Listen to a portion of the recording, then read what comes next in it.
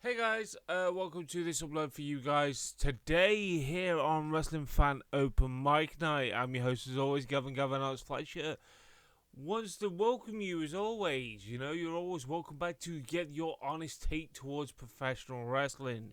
That is correct, I'm always honest. And 28 of you now have joined the Wrestling Fan Open Mic Night family, you know, and I'm grateful for you guys hitting that subscribe button every time I do any videos, you know, because quite honestly, it's like old cliche. I know all content creators say they appreciate the subscribers. I don't class you as subscribers, I class you as my wrestling family, you know, end of the day. That's forever growing from obviously meeting the wrestlers to making fans at shows, conventions, etc., etc., etc. And you are a part of that wrestling family if you do hit that subscribe button. It doesn't cost you anything. Hit that subscribe button, hit that bell icon, select all so you'll be notified whenever I do any uploads. Now, I just want to say to one of you guys, sorry I look like a bag of crap because, long story short, I did a shift from my new job. That was my fourth shift this week. Obviously, I've got a few days off now. So my thoughts and opinions towards Monday Night Raw should go to plan. Go out at the same time as I always do it. Wait a minute. I don't time my videos, do I? So anytime, basically, from now till Wednesday, I think I can't give you my thoughts and opinions towards Dynamite. That will be some point on Thursday. I will be giving you that because obviously I'm hoping on Thursday I get back home from work and then I can actually watch it. You know, a reasonable time, but anything can change in my industry that I work in now, so I hope you can understand that predicament I'm in. And like I said to you guys not that long ago, I did a 5 till 2 a.m. shift, then got one of those e-scooters home for the very first time. What a thrill ride that was. You know, it felt like I was playing a freaking video game. You know, dodge the delivery drivers that do not look in the mirrors, don't even think about it because they're opening the doors to collect the takeaway and almost taking me out. Luckily enough, there was no cars on the opposite lane, otherwise I would have been run over. You know? I'm not being funny or anything. That's the first time I've ever ridden an e-scooter, and I picked it up quite well. I'm quite impressed with myself. Going 50 miles per hour with my hair flapping in the wind. Going home, I was quite impressed with that, with my bald spot shining in the moonlight. Well, there's no moon anyway. Yes, I'm 43 soon, so I've got that receding hairline. But I just want to say to you guys is that I'm buzzed that I'm working again, you know. I really enjoy the people that I'm working with at the moment. Touch wood, I'm staying there for a while, you know. It's just coffee, guys. It's coffee. I need wake-up juice. After when I've done that shift, and like I've said, I've literally got back from work and then, what you call it? How to put it? How do I dare put it? Never do what I did. Kids, do not try this at home or anywhere else.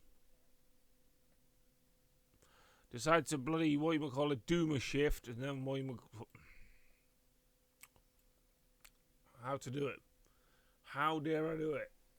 You know? I did my shift, and then what happens? I decide to light a bright spark in Idiot, catch up with SmackDown, catch up with Worlds Collide, catch up with Money in the Bank. It's broad daylight by the time I actually did it. You know, and that's why I'm on the coffee. I've still not slept yet. So, I'm a mad twat, I know. But I'm dedicated to you guys. I've got to fit you around my schedule. End of the day, I know my family comes first. My job technically comes first at the same time, and you guys have to come second. Because at the end of the day, my job's paying my bills. So I hope you can understand that predicament that I'm in.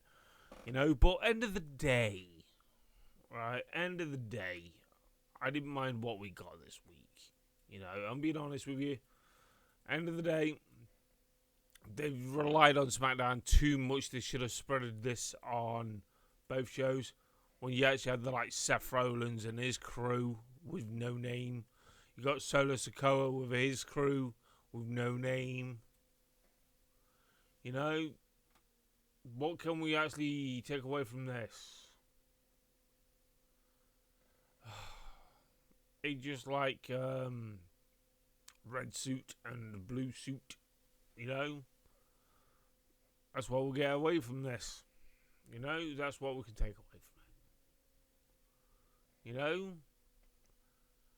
And it's weird to think all bad guy heel characters are all wearing sunglasses. I do like that. You know, that's a pretty cool element from it. Then Jey Uso attacks Solo and his crew. Is it Solo's crew? Is that what they're going under? I can't remember, you know. But it is what it is. Then we literally had Jey Uso versus Matteo.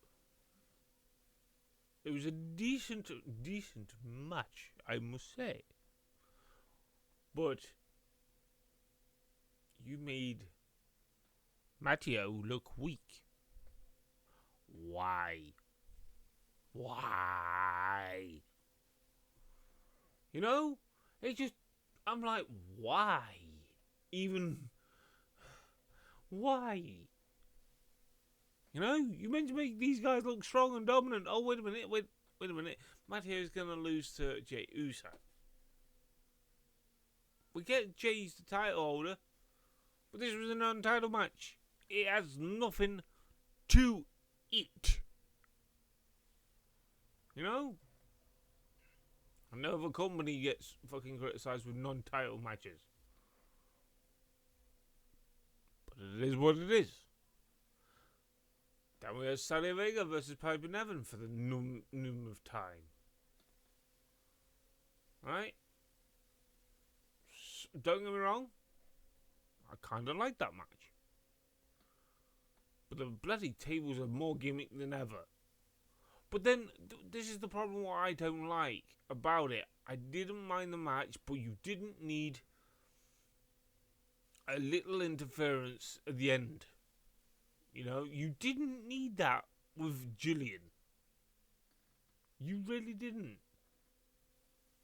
If you're teasing someone Jillian, give her a storyline. Not just, oh, wait a minute, I'm in Money in the Bank. Okay, I'm going to literally attack Saraya Vega. Not Saraya Vega. What am I? Sorry. Saraya Vega. I was thinking of the guys from... I did say I was tired, guys, so that's why I'm on the coffee. I fucking need more coffee, actually. Just to give you that heads up, I did warn you. I'm a bastard. But that's what I mean. It's like, start with the end of the match interferences. There's no necessarily needed, you know. And pretty much, Saraya Vega got the victory on that. And then obviously she got into the ring. She's teasing towards she wants the women's US title. Now, here's the thing is, I've said this for many weeks now, the US title is getting more used than the WWE's Women's Championships or the Women's World Championship, like with the IC title. Then we had LA Knight versus Aleister Black. That was actually a bloody good match. But LA Knight won the match. Actually didn't make any sense to...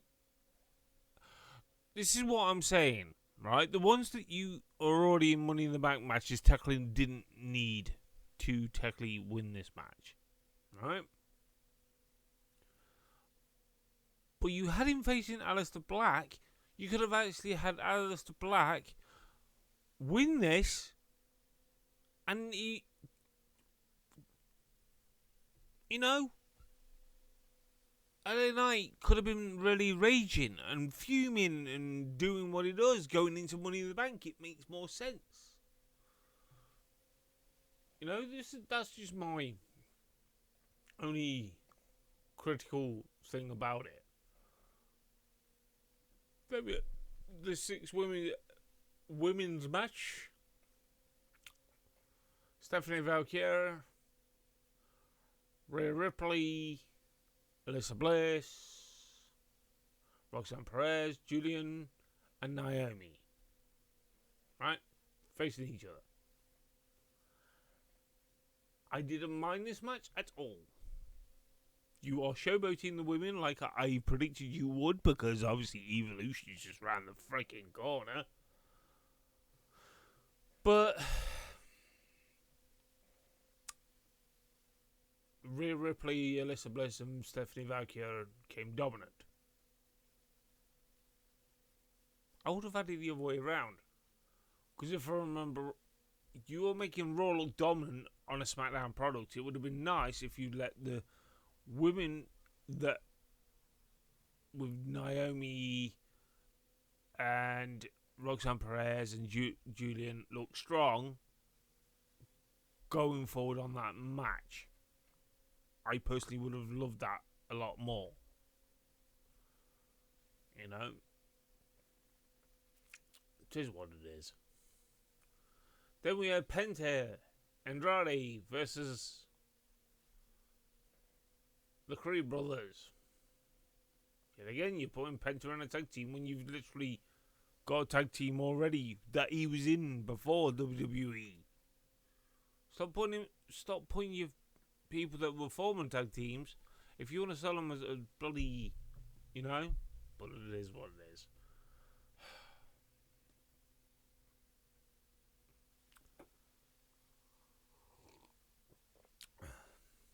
Penta and Andrade got that one. Then we had the final words between Cody Rhodes, Jey Uso, Logan Paul, and John Cena. It is what it is. Nothing technically memorable from that. But I just want to say this. Overall, that was far better a show than you got on Raw. No bullshit, no brass tacks.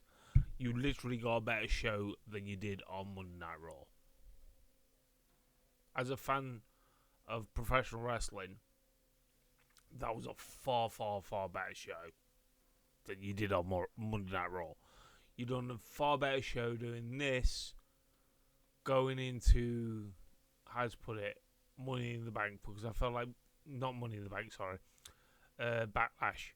I felt like you took care of people that wanted to watch Backlash, and you made that less than 2.5 hours, you know. But when I talk, what I'm saying to you guys is, I will talk about Money in the Bank in a minute. I want to talk about Worlds Collide to you guys.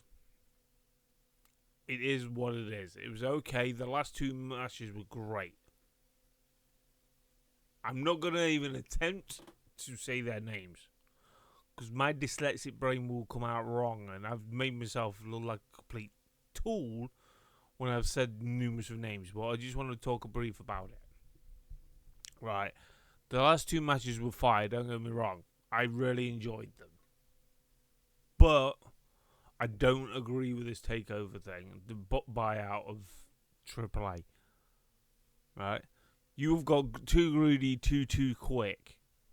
TKO. You know?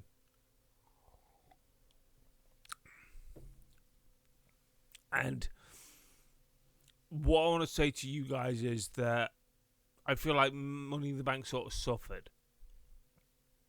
What I'm saying is, because at the start of the show there was a lot of empty seats and everything, and they claim fans were stuck in traffic because of getting from one show to another. Right. I want to point this out to you guys at home. This is why WWE should not have let TKO do chock-a-block shows together. What I'm saying to you guys is because it doesn't work in their favour at all. You know, it makes them look bad practice. Yeah, fair enough. You may use that excuse that fans were stuck in traffic. Take note, WWE. Take note and stop putting more shows on close together. You know, let alone if you're going to do 2 shows one day. It's gonna. I tell you one thing. I'll tell you this much for free. All right. You live and learn from your own mistakes. Everyone makes mistakes. Hey, I've made mistakes. Okay, a lot of mistakes. Okay, if you're an OG follower, you know that I've made a lot of mistakes in the past. I admit that, but you wouldn't expect a company that's been around a while, all they thought was lining their pockets to pay for the product. You know, to hurt other companies, even though I don't mind the competition, but in the long run, it's going to hurt TKO. It's going to hurt WWE, right? Because it doesn't look good on camera. You could use all that excuses like saying they were stuck in traffic. Okay, I'll take that as them sort of partially telling the truth. But you got to think as a fan's perspective and ethical towards doing what you are doing. What's it going to be like, okay, when it comes round to, I'll say this, that July weekend where you've got Evolution, you've got Saturday Night Main Event, you've got freaking hell, you got another event, I forgot the name, I do apologise, but you literally may have a far worse of product doing that because what you have done, because what's next door, what's in the same vicinity. You've got Beyonce Knowles concert, and you think traffic's bad in LA, which I guess it probably is doing because it's living proof of what it is.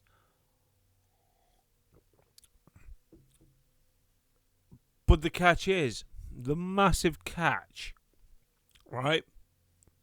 You look at that bigger picture of what you've done last night on Money in the Bank. So what if this keeps happening? It's not going to look good practice for your product. You know, for your product in the long run. You're going to get people really cheesed off to the point with thinking, oh yeah, I can get across from one part of the state to another, etc. like that. If everyone goes to just say whatever they got planned in the day, then they got the PLE at night. It's not going to work in your favour at all, because if people have paid a lot of money for those tickets, which they have done, even if they've missed one match, you've missed a vital part you could have seen in that PLE. Part of the storyline, plot twist or something like that. And you'll hear about it online, but you missed it because of traffic. That's going to hurt WWE in the process. No ifs or buts about it. You know, so that's what I mean. It's just mentally thought. You know, greed's not going to pay off in the long run. It's not paying off in the long run in the first place. But let alone you... This is not me bashing WWE. It's called common sense. If it's going to hinder your product, it's going to hinder your fan base, and they're not going to be happy. You know, they're already not happy with the pricing. Then you literally put... If you know what I mean. It's just... It means... Like, use common sense. It's not going to work in your favour.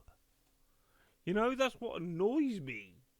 That you think it could work, make it work, okay, make it work. But you got to think this is viable for fans that pay their hard-earned money. Sorry, truth hurts. Pardon the pun about the video. But it's true. Truth does hurt. Wink, wink.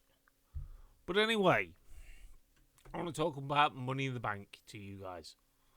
Okay? So, let's get this straight. Money in the Bank was a 4-match PLE. I feel like there should have been more to it. That's me being honest. 4 matches for a PLE, I feel like is a rip-off. Honestly. I feel like you need at least, let's say, 7 matches.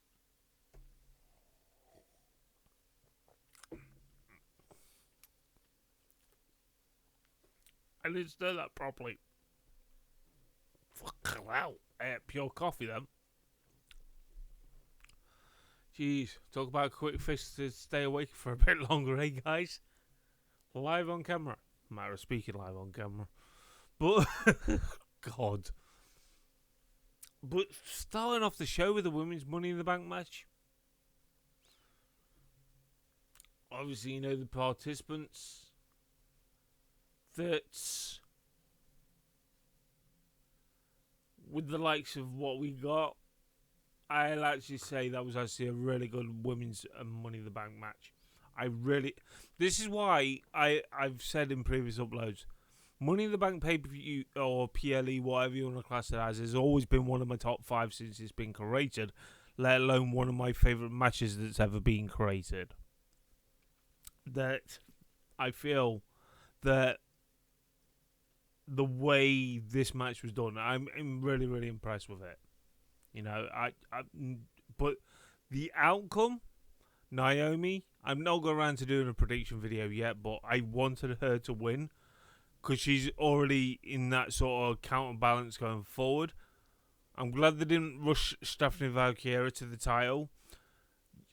You didn't have the likes of,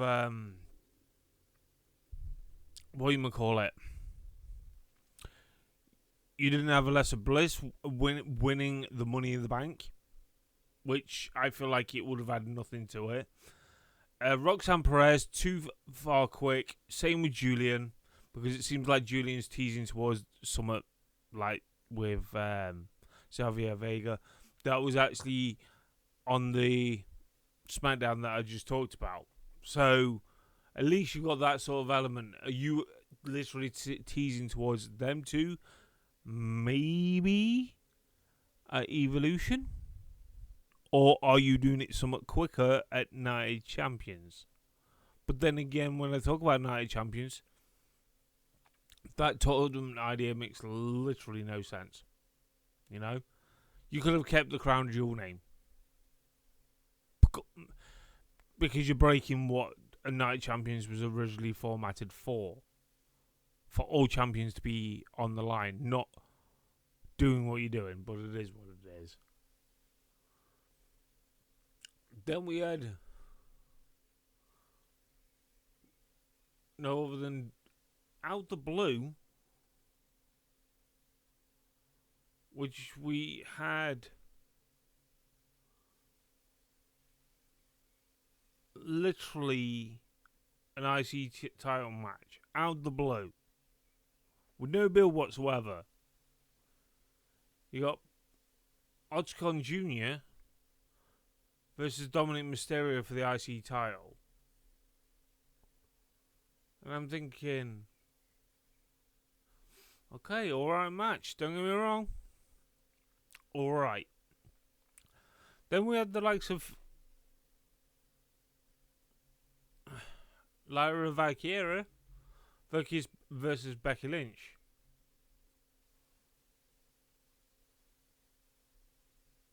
Are they going to continue this feud?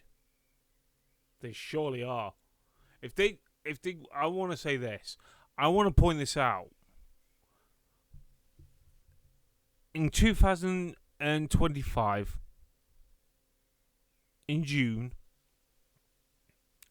I wouldn't mind seeing these two feud.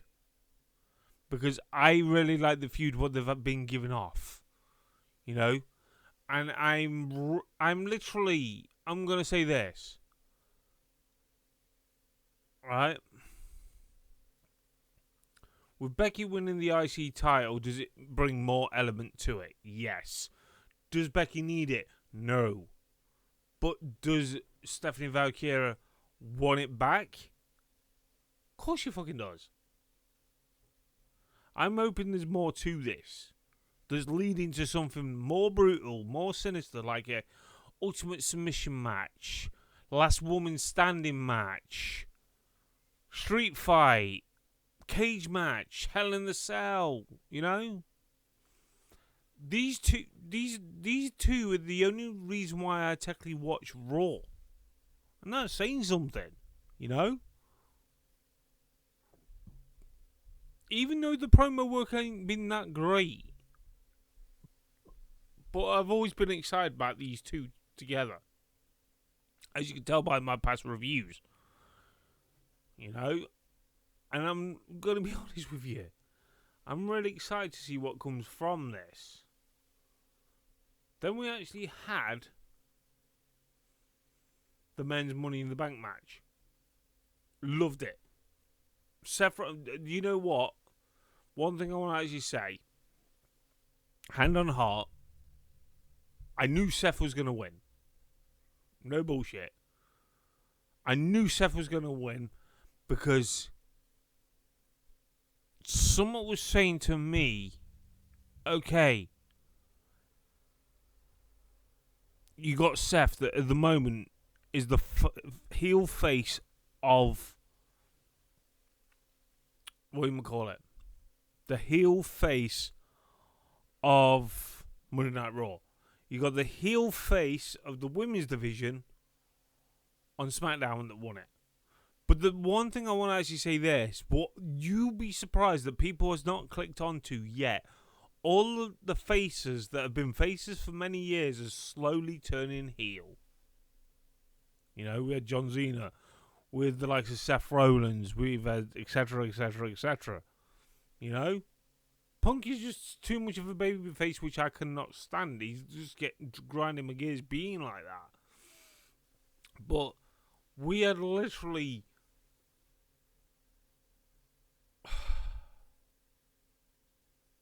but I feel like this match that he won in the Money in the Bank this time round, I think was over this. I would say this match was overbooked, but I still liked it. It's entertaining. You know, I'm really impressed what they actually did. But I'm going to find it interesting the thing with Seth is going to make Paul Heyman carry the briefcase. Is going to make Bronson Reed. It'd be quite funny if he makes Bronson Reed or Braun Breaker carry with the briefcase and they lose it. You know, that could be an element to it. Or is he going to carry it himself? You know, when's he going to cash it in? Is he going to cash it in the end of the show? Stay tuned to find out. But that's what I mean. It was good at what it was. Don't get me wrong, but then I feel like this shouldn't have main evented the whole PLE. This is me being honest. I feel like this should have been the opening match of the card.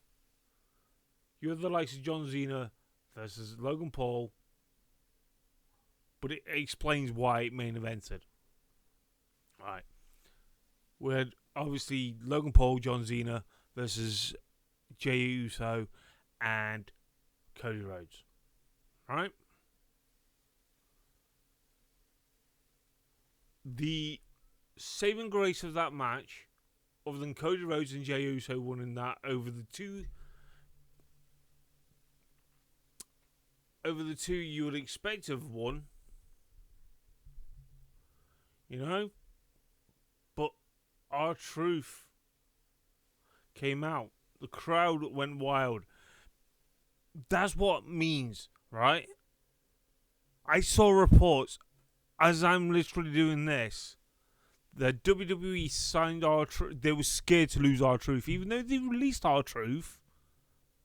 There's a lot of reports, but I'm taking it as a pinch of salt. They only signed him 3 days after of his release because they saw the backlash. Are they actually listening to the fans? I think I'll be honest with you.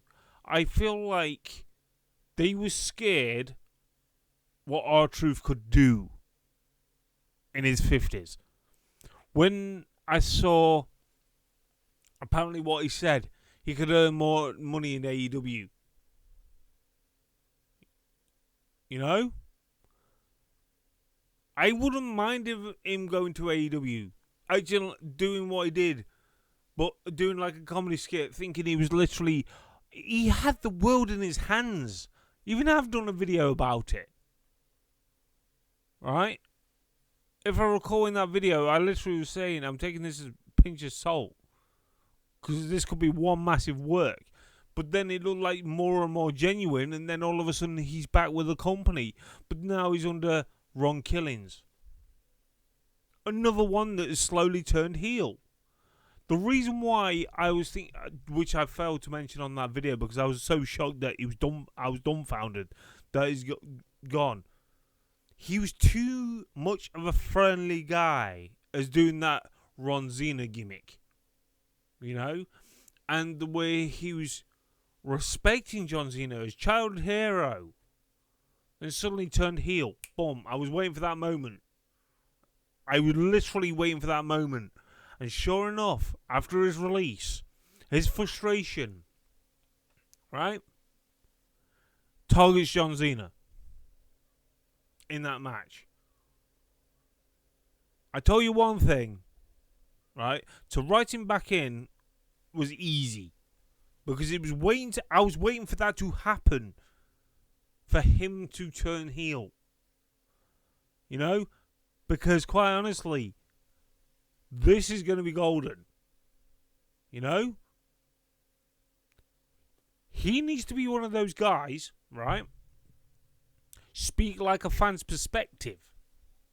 You know? He should get on the mic on like Raw or SmackDown.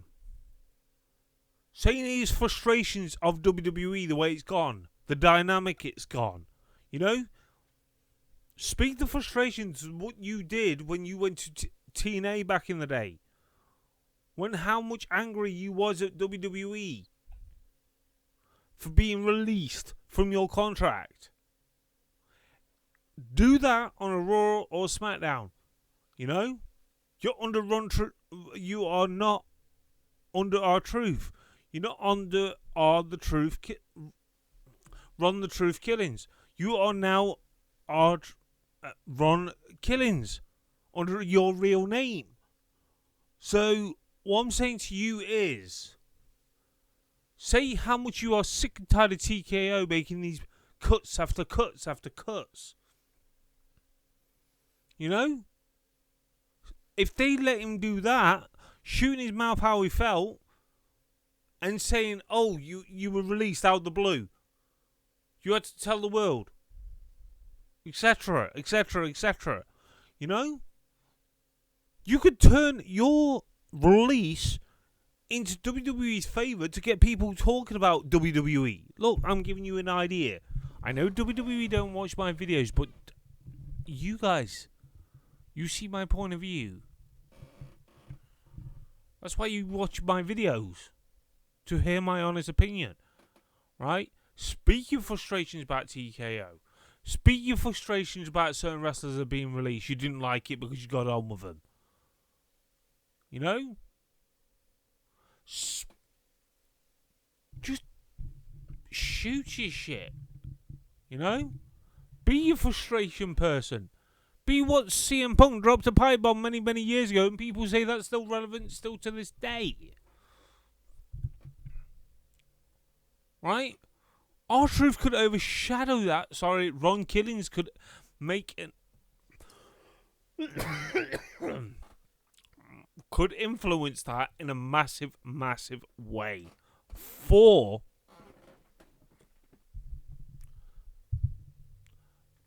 WWE. You know? Because you'll have the fans backing you. You've got the fans at the palm of your hands. It's living proof for the past week. You know? Like I've said, I've done a video about the guy. Alright? He may be in his 50s. You know? You had people played. If this was not a work, if this was a work, I mean, but you could turn this in your face. Hopefully, Triple H lets him do it in his favor. Shoot the shit on Triple H. Shoot the shit on the creative direction. The way WWE's been for numerous of weeks. You know? You could be the voice of the voiceless. You could be the voice of the fans. You know? Because you've had the world at your hands. If WWE don't let him do this, make it look like a legitimately shoot and everything like that, because we know Ron's good on the mic. We know he's that damn good. He's charismatic, but you've literally turned him heel. Right? If you literally let him just speak, right, and to literally do what you do best, you know, let him say whatever he wants. You know, don't give him a script to follow. He's been the yes man for many, many years for the WWE. You know, I feel like this run with him being a heel will be better than his first run when he did it towards Capital Punishment with John Cena's feud many, many years ago. To the point where I'm going to say this. If you are leading towards another match but with Ron Killings as Ron Killings facing John Cena for that title, and if he takes it off him, it'd be golden. But don't let Seth cash in on him. Let him have a run with it. Like I said, I don't mind if R-Truth takes the title. He's the only one that is deserving of that title. But that's what I mean. WWE was scared when he got released. What he was going to say, what he was going to do, where he was going to go, what's he going to do, etc., etc., etc. They won't admit they effed up. You know, they're too corporate for that. But it baffles me when I think about it. This could be actually one of the best. I'm going to say this. Right? If they do what I'm expecting them to do, what I want them to do, this could be a really good thing in the process. The only reason why I'm saying it could be a really good thing in the process, because it's playing in my mind, if TKO have been such of a G-rated product, not a PG, lower than G, my God. My God. You could have literally, boom, that little explosion we needed for numerous of months now. Right? The only talking point since WrestleMania that we've actually had, which is now WrestleMania's confirmed back in Vegas. Took you time to do it though, but, you know. The TLC matches, the big massive debate for many, many weeks. The TLC match that was on SmackDown, not on the WrestleMania card. That's the only talking point I can actually say the saving grace of this year so far. I say this year because obviously from WrestleMania to now is WWE's year, right? Since the refresh.